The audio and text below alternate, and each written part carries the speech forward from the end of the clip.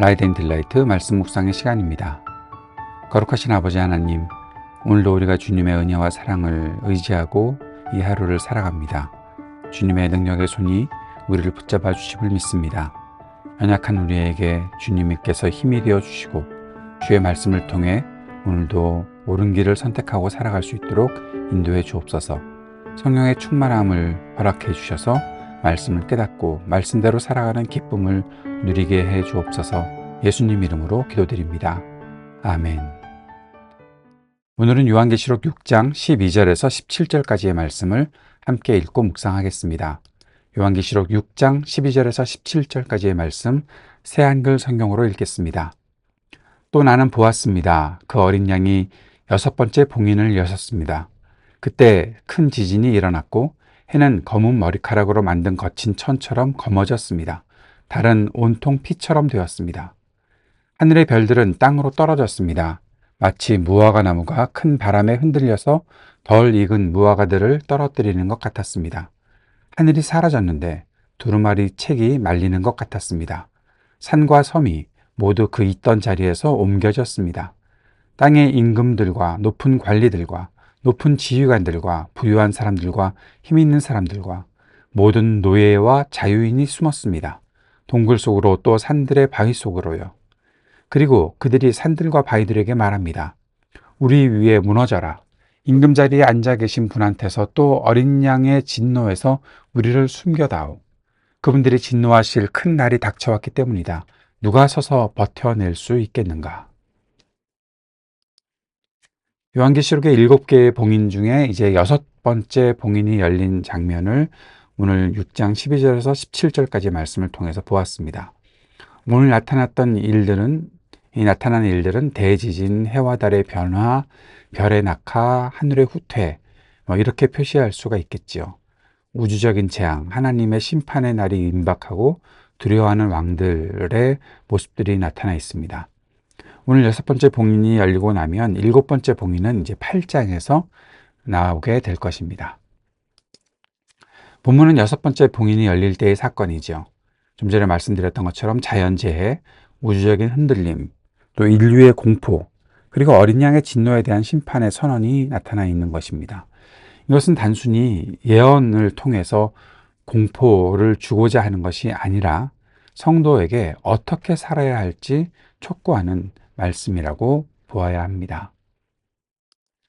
12절에서 14절까지 말씀에서는 우주적인 격변이 일어나는 것을 보이고 있습니다.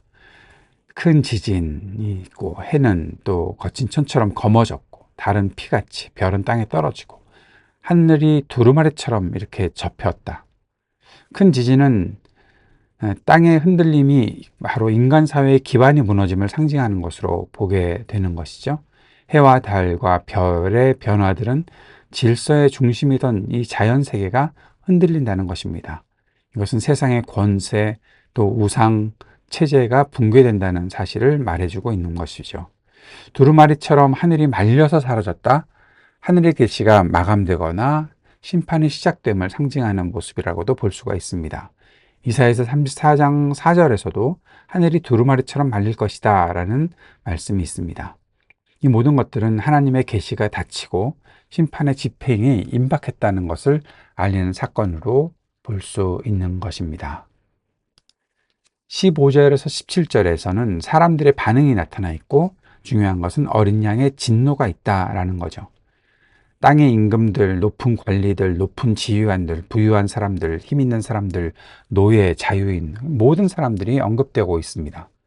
세상의 권력자, 또 계층에 상관없이 모두 두려움에 사로잡혀 있다라는 사실을 보여주는 거죠.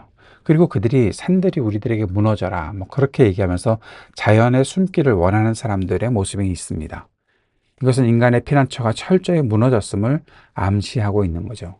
자연의 숨기를 원한다. 저는 먼저 생각나는 것이 아담과 하와의 모습입니다. 죄를 범하고 나서 하나님이 두려워서 숲으로, 나무 뒤로 숨어 있는 하나님과의 소통이 직접적으로 일어나야 하는데 하나님과 나 사이에 무엇인가를 숨길 갖다 놓고 그 뒤에 숨을 수밖에 없는 사람의 이 약한 모습들을 보여주고 있는 거죠. 이러한 모습은 호세아 10장 8절에도 나타나 있고 누가복음 23장 30절에도 나타나 있습니다. 산더러 우리 위에 무너져라, 언덕아 우리를 가리우라 라고 그렇게 말하는 사람들의 그 두려움의 모습이 있다는 거죠. 그러나 하나님의 심판은 피할 수가 없지요. 그 심판에 대한 두려움의 표현이 구약에도 나오고 신약에도 나오고 지금 우리들에게도 있지 않나 생각합니다. 17절에는 핵심적인 선언이 있습니다. 그분들이 진노하실 큰 날이 닥쳐왔기 때문이다. 누가 서서 버텨낼 수 있겠는가? 진노는 어린 양이신 예수 그리스도의 진노입니다. 그리스도께서는 구원자, 구세주로 여기서 나타나시는 것이 아니라 종말의 심판자로 등장하시는 거죠. 이 말씀들은 또 하박국 3장 2절, 말라기서 3장 2절과도 연결되는 말씀입니다. 다시 말하면 하나님의 심판이 시작되면 피할 사람도 버틸 사람도 없다라는 사실을 말해주는 장면입니다. 이 메시지가 당시 소아시아 교회는 어떠한 뜻으로 들렸을까요? 로마가 절대 권력을 행사하고 있지만 그 제국의 질서는 하나님의 심판 앞에 무너질 것이다 라는 것을 말해주는 것으로 그들은 들었을 것입니다. 억압받고 있었던 교회들에게 위로와 믿음을 저버린 교회에게는 경고가 주어지고 있는 것이죠. 누가 서서 버텨낼 수 있겠는가 라는 이 질문을 통해서, 이 소리들을 통해서 나는 과연 버텨낼 수 있겠는가? 우리는 과연 서 있을 수 있을까? 우리에게 지금 주시는 경고가 아닐까? 그들은 삶을 돌아보며 이 질문을 대했겠지요. 오늘 우리에게는 어떤 메시지가 주어집니까? 현대신앙, 우리가 갖고 있는 신앙의 모습, 기적을 바라고 성공을 바라고 축복을 바라고 있습니다. 그러나 계시록은 그리스도의 진노와 공의의 심판을 선포하고 있지요. 세상의 권세는 무너집니다. 그러나 하나님의 나라는 견고하게 세워질 것입니다. 그날에 서서 버텨낼 수 있는 사람이 되어야겠죠. 그러면 어떻게 해야겠습니까? 예수 그리스도 안에 있는 사람, 회개하는 사람, 예배하는 사람, 그리고 요한계시록이 계속해서 말하고 있는 증언하는 사람, 즉 그리스도를 따르고 죽임당한 어린 양을 바라보며 나아가는 그런 사람이 되어야 하겠지요.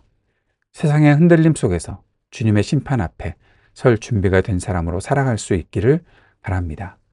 이러한 모습이 우리 안에 온전히 나타날 수 있기를 간절히 원합니다.